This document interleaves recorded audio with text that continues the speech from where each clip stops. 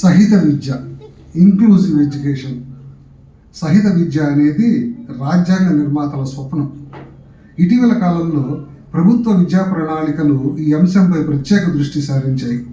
మత వర్గ విభేదాలకు తావులేని నైతిక విలువలతో కూడిన విద్యను అందించాలన్నదే ప్రజాస్వామ్య ప్రభుత్వ ఆశయం. ప్రభుత్వ ప్రణాళికల ఆశయాన్ని కొందరు వ్యక్తులు స్వచ్ఛంద కార్యక్రమాల ద్వారా ఆంధ్రప్రదేశ్ రాష్ట్రంలో సాధించారు. ఆ కోవకు చెందిన వ్యక్తే శ్రీ అక్కినేని అనిల్ కుమార్.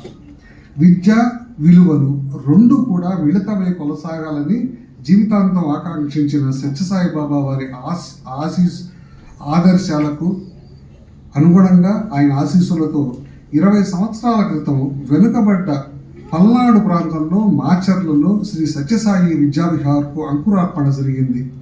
శ్రీ నిమ్మగడ్డ లక్ష్మీప్రసాద్, శ్రీ జక్కా శ్రీనివాసరావుల కృషి ఇందులో ఉంది.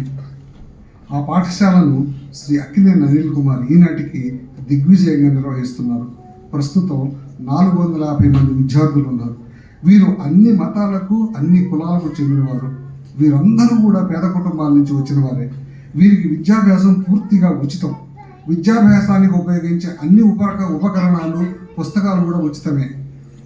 విద్యాభ్యాస క్రమంలో భారత సంస్కృతి విలువలను అభ్యసించడం అనే ప్రక్రియ అందరూ విద్యార్థులకు ఈ పాఠశాలలో తప్పనిసరి.